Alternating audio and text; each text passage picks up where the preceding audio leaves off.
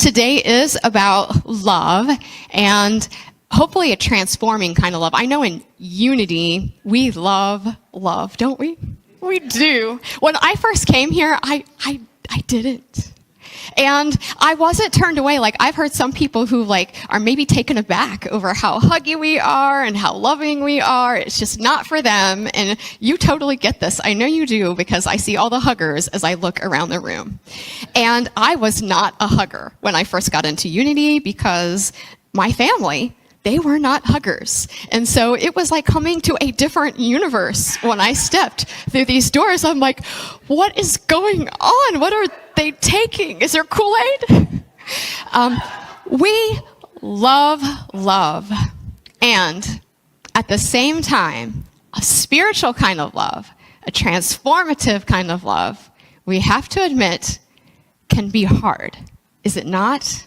Am I the only one? Like in the meditation, when I said, some people make it hard for you to love them.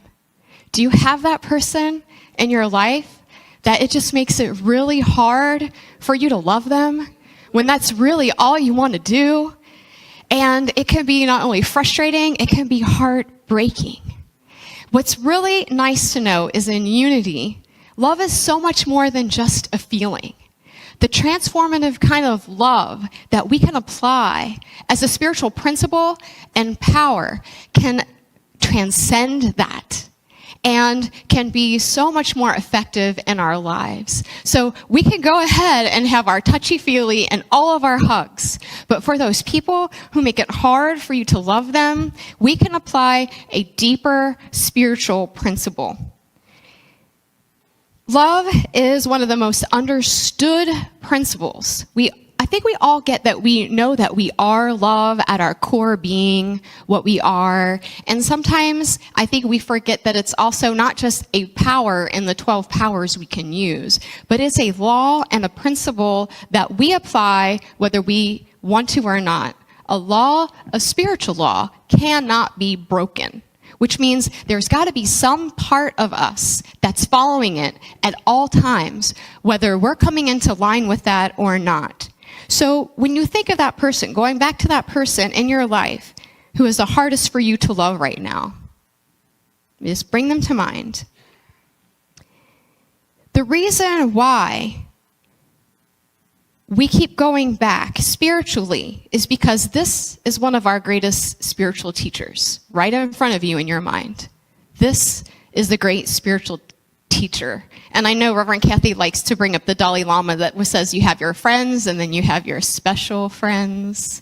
Those that really call us to call on a deeper kind of love than just the kind of love that makes you warm and fuzzy, because it can be more than a feeling. So we're going to try to one-up the game. If we can go to that first slide where it says, you've heard them say that you're supposed to love your enemies and pray for those who persecute you. We've heard this in the Bible, right? It's in a couple different places. Maybe you've seen it on that first slide. Well, I had a friend of mine that said, yeah, I remember reading that, and I knew I'm supposed to love my enemies, and I'm also supposed to love my neighbor, right? So I think that enemy thing is hard, and the neighbor thing, it might be easy until I realized my neighbor I have to love is the one that keeps blowing leaves over into my yard. So altogether, it can be just a little challenging. And so this kind of love where we are praying for an enemy doesn't need to be like your arch nemesis. An enemy just stands for, metaphysically, anything that seems to oppose your true nature. So anything that seems to come against you, it could just be as easy as ruining your day. It could be somebody who stands juxtaposed, completely opposite in their beliefs. And it could be just as simple as someone who you can't seem to get past because they're like an obstacle in your day. So we're going to read it that way today and know that this is a power that we can use to further our love, because as love, when we deepen it, we expand ourselves and we grow spiritually to know who we truly are when we're called to use it. If we can go to that next slide, please. Charles Fillmore, He defined love as the pure essence of being that binds together the whole human family. The pure essence of being that binds together the whole human family. So the oneness that we talk about in New Thought and Unity, this oneness is love. And love is an active force that calls us together. In divine mind, which is in God mind, where everything works and how everything plays out in universal law, in divine mind, love is the power that joins and binds in divine harmony the universe and everything in it. It's the great harmonizing principle. So when we are called to love, we're not just called to feel all warm and fuzzy about everybody. We're also called to come into oneness with them, to realize I am God, they are God, and we are one. That sounds like our first two principles, right? God is everything, everywhere, and everyone. I am, and so are you, because if it's in me, it's in you too. And sometimes this can be one of the hardest things for us to do when we're talking about those people that are hard to love. This is an unconditional kind of love, because if you notice in this definition, love is really loving here for the sake of loving. It binds everything together because that's what God does. We are one. And so its nature is to pull us all together. And so we love God. When we love God, it's not like we're loving a deity or something out there. We can say we're loving us because God is within, but it's also that we're drawing ourselves to the truth that we know. When we're loving God, we are drawing ourselves, because it's a binding power that connects and draws us all together. We are aligning ourselves and drawing ourselves closer to a spiritual truth, the spiritual principle. We're going to be more in line with what God is teaching us, right? With all the things that we hear in the Bible. When God loves us, God is drawing us into that truth despite ourselves. So even when, I just bring up school because it's just a part of my day. It's very hard sometimes to love 12 and 13-year-olds. It's just that age, right? So in my day, when they're pushing all of my buttons, and I had one of those days just recently, I'm literally ready to give up. Like, I don't know what this game is that we're all playing here, but I am gonna put down my end of the rope because, and then coming back into that in a loving way, saying, what is the truth? The truth of it is, these are all children of God, literally. And they're having problems right now finding their way. And, what is going to be the light for them if it's not me? Because I'm the only adult here in the classroom. And so I can have my moment and then come back to the truth and see within them that light. And so that's what we're called to do with this true power of love. If we can go to the next slide, please.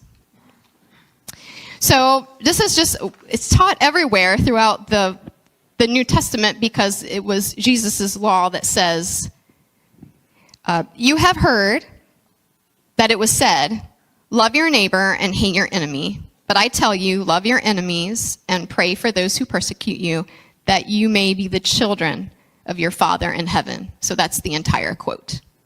And when we interpret that metaphysically, you may be the children of your Father in heaven, that just means you can be in a higher consciousness.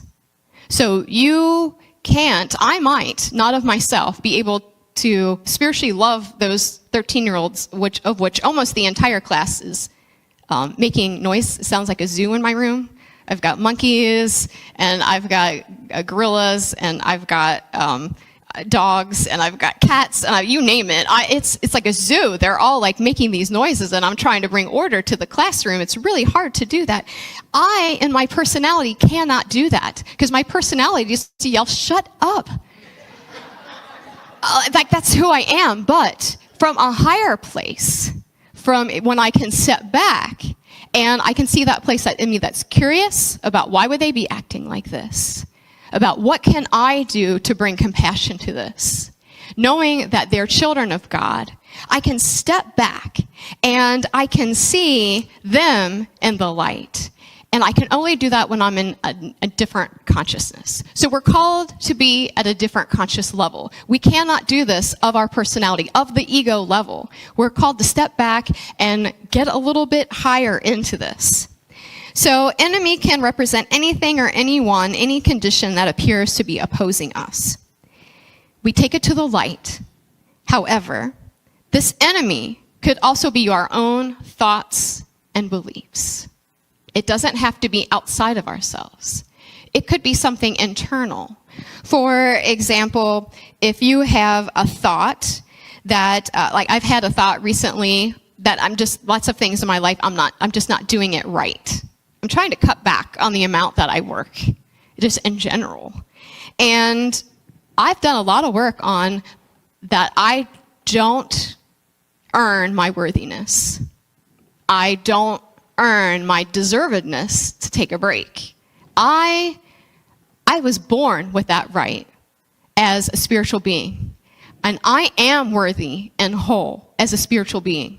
But you know what? Not all the parts of me have caught up yet. Some of them realize, yes, you're worthy. Yes, I'm worthy. However, there's still a part of me that says, yeah, but we're supposed to do it this way. Just because we're just supposed to do it this way. Like, you're wrong if you don't do it this way. That part has not caught up yet. So I can bring that same love to myself and know that part just hasn't caught up yet. So let me bring it to the light. Let me put on that, what we would call in unity, the Christ nature. It could also be God nature, Buddha nature, whatever that is, your higher consciousness that says, okay, I have no agenda here. I'm not trying to change it or get rid of it. Those thoughts, I'm not trying to change them. I'm just going to sit with them and be compassionate. You feel like you need to do it this way. Boy, that must be hard on you. I mean, look at the time it takes. Look at all the stress on you for doing it that way. And look at how long you've been doing it. My goodness. This just must feel awful for you. Yes, it does. And just sitting in that, not staying in it forever, but showing an understanding to that part of myself that says, thank you. You know, you wanted me to be like the best that you could be, that part of me. Really wanted that for me. Wanted that success for me. Thank you for giving me that. Guess what? You get to take a break. You've already shown me. We already know that I know, like I'm talking to that, I'm talking to it like a child, just like during meditation, and telling it, that part of me, you already got this, girl. Why don't we just rest in it? And maybe when you're ready, you can just give up that thought and bring it to love.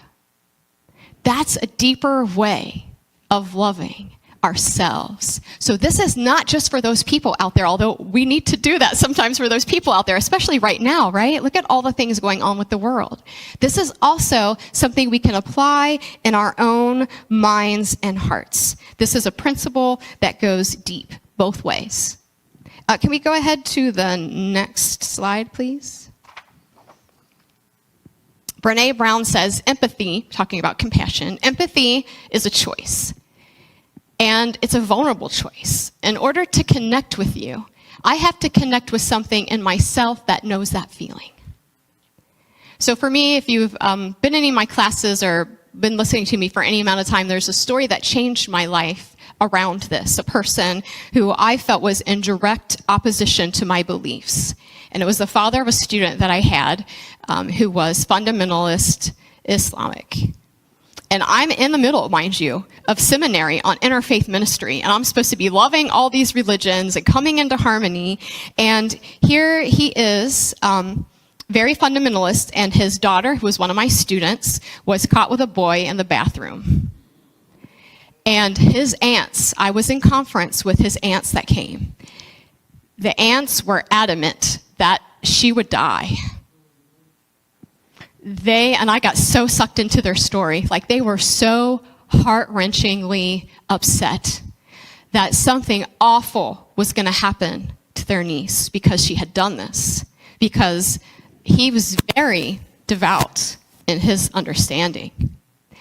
And I went home and I'm just trying to reconcile this between I'm learning about Islam. I'm learning about all of these things, and I'm like, oh my gosh, how could someone be so hateful that they would believe that they would have to kill their daughter and to make reprimands for what she had done for the family.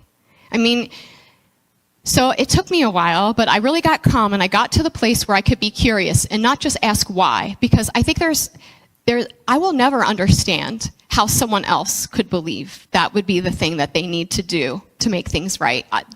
I will never be able to get there, but what if I did? What if I was like in that Abraham and Isaac idea where I had to sacrifice my child, and I believe that I had to do it and that there is no other way? Wow. What if I had that kind of responsibility? So I might not ever understand the notion that this is something he had to do, but I do understand what it's like to be responsible for a whole bunch of people. And I do know what that weight feels like, to carry that, to be responsible for my parents as they age, my stepchildren, the people and the students in my classroom, to be responsible for teams, and all of them all at the same time. And what if this one thing depended on all of them? I understand that weight. So this is what it means when we say that empathy is a choice. And it's to be vulnerable, to connect with that part of you that can understand what that must be like for him to be that way. And of course, she was sent back home overseas. And I got an email from her about a month later asking for her yearbook, if it could be sent to her. So she was fine. So instead of, doing what they thought he would do, he just sent her away for a while, back home to live with the rest of her family so that she could get education. And, I was just drug into that, but I will never forget it. And I use the same method in my love experiences now all the time, approaching it from a position where I can make a connection with something in that same vein. Does that make sense? Yeah. If you want to, go to the next slide, please. This is another place that the same thing is taught. It says, love the Lord your God with all your heart and all your soul and with all your mind. This is the first and greatest commandment, and the second is like it. Love your neighbor as yourself. Remember, this is a law. We can do no other but to love God with all of our heart, whether we're in line with that or not. That is part of who we are. And so our job is not to try to get more love, but it's to come in alignment with the love that's already there by getting in touch with that part of us that has no agenda, because love has no agenda. I didn't need to fix the father who I thought was going to stone his daughter. I didn't need to fix him to come into compassion and send love to him.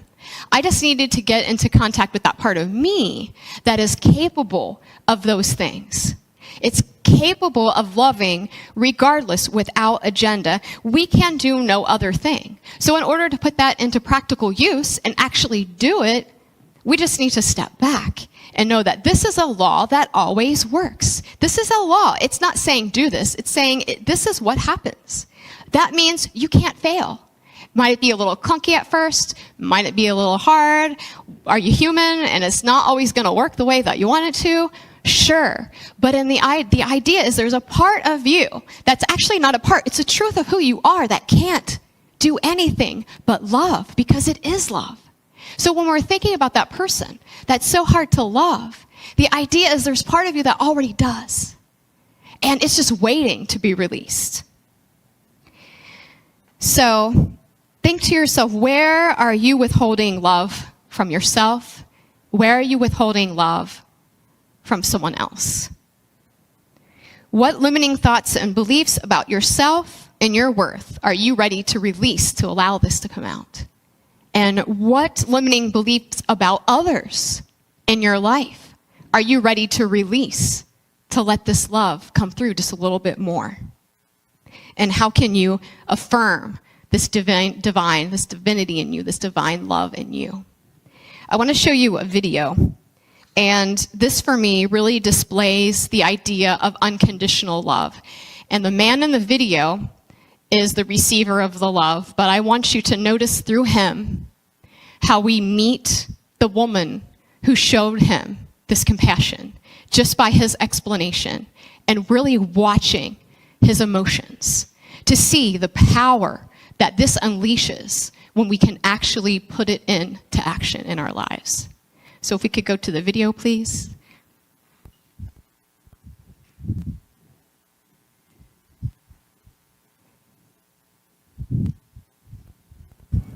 I remember my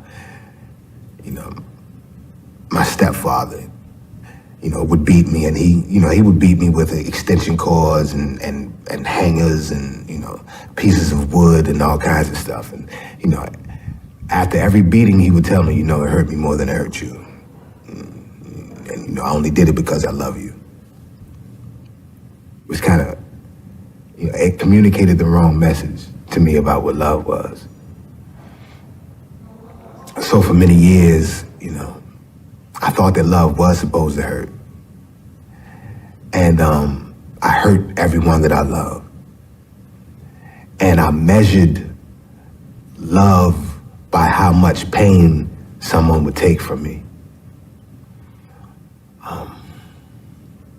And it wasn't until I came to prison in an environment that is devoid of love that I began to have some sort of understanding about what it actually was and was not.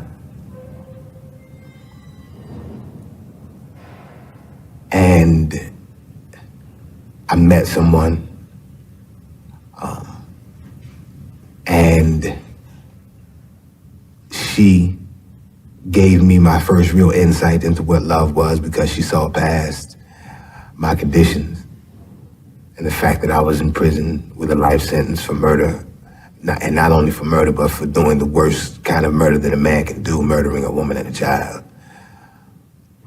And it was Agnes, the mother and grandmother of Patricia and Chris, the woman and child that I murdered, who gave me my best lesson about love, because by all rights, she should hate me.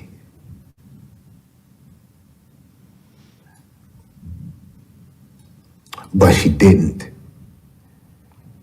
And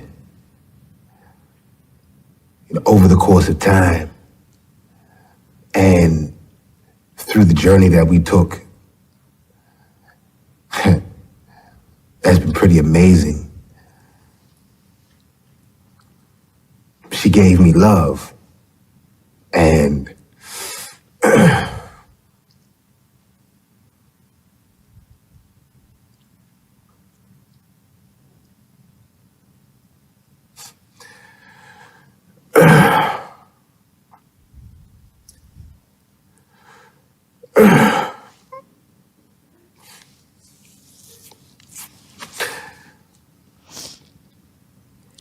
she taught me what it was.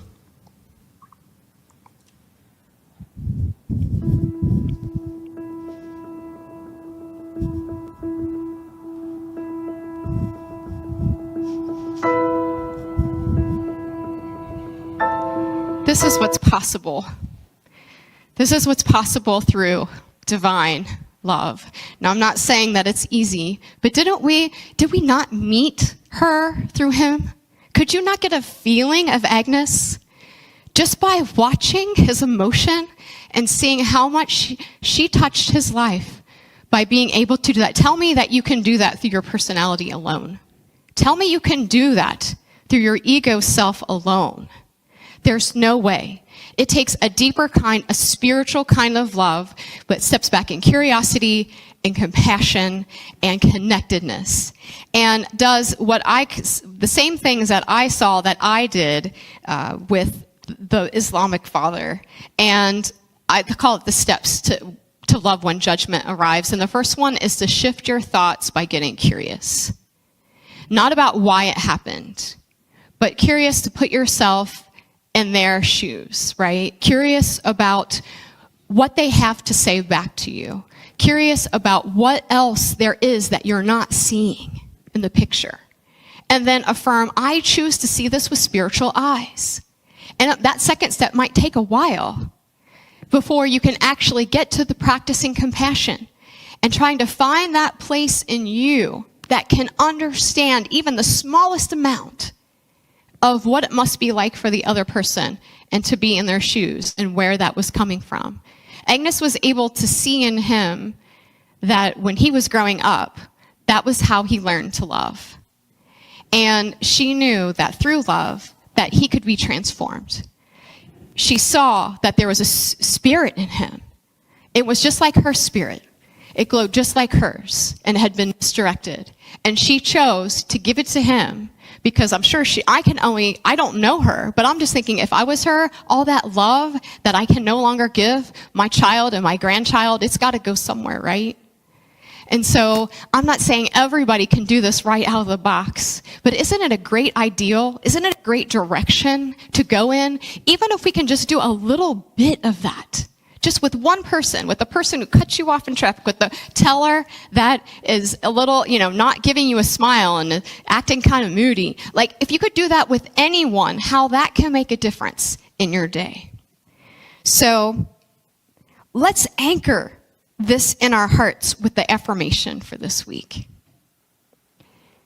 Say it with me. I open my heart to the transforming power of love. I choose compassion over judgment and connection over division, knowing that love has the power to heal us all. Thank you so much, everyone. Thank you so much for being here today. Thank you so much.